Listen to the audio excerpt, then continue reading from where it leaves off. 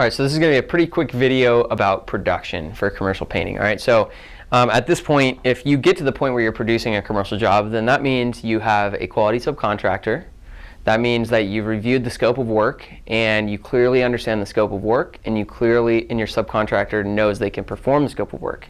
You've worked out the payment details, you know you have the capital to pay for the job, and you know the timeline of when you get paid, and so everything should be lined up. So you know exactly how this job is supposed to go, how the payment is supposed to go, and you know you're capable of doing that job. All right, so now we start the job, and initially you just want to really closely oversee this job, all right, because when a large job gets off track, you need to quickly get it back on track.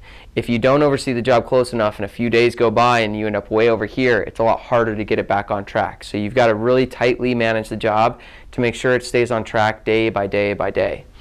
Next thing you got to make sure you do is you got to make sure that you keep your timeline. All right, now this is mostly so you can continue to work with whoever you're working with. You've got to keep your timeline because they're counting on you to keep your timeline. You've got to keep your timeline. And the second you get off course, again, that's one of those things where you're closely overseeing it, so the second you get off your timeline, you get back on track. Next thing is that you got to be rigorous with your communication. Respond to phone calls promptly. If there's something that you run into, communicate promptly. Don't be a complainer, don't be a pain in the ass, but you need to be really on top of your communication. Don't tell people what's wrong, tell people what you're going to do. Hey, we got a little bit behind today, here's what we're doing and make up for it, here's what you can expect by tomorrow. Right? So it's updating them. It's updating them. You don't want them to ever have to call you and ask what's up. You should be beating them to the punch on every single update. All right, so you want to keep them updated, beat them to the punch. They should never be calling you. Which brings me to the last point, which is make their job easy. Whoever you're working for, whoever's the superintendent you're working for, whoever's the property manager you're working for, the maintenance manager at the apartment complex, whoever it is that you're working with, make their job easy. Make them look good. Be the easiest contractor on the entire site to work with.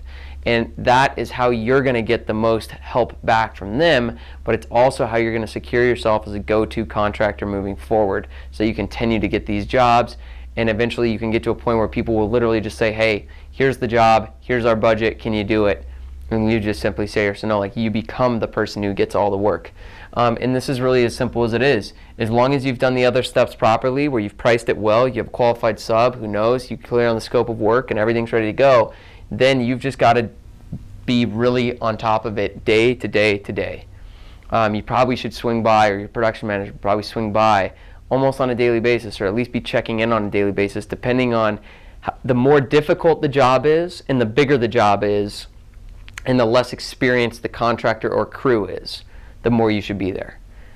If it's a very experienced crew on a pretty simple job that's only 40 grand, you don't need to check up as much. If it's 110,000 and it's really complicated and the crew hasn't done a lot of these jobs before, you should be checking in almost daily to keep it on track.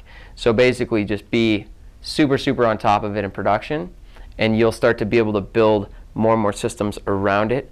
But again, it's hard to build a lot of systems in production because every job is going to be a little bit different. The main thing is to follow these few things, and that's pretty much it with production. Make their job, if I could highlight anything, I would say it's this one right here. It's just to make their job easy. And if that's the overall context, you say, what can I do to make their job easy? What can I do to deliver a great paint job? How can I serve this company? How can I serve them? How can I keep them updated? What would they want? If I was in their shoes, what would I want? What would I want from me right now? And if you always do thinking about that, you'll do a great job.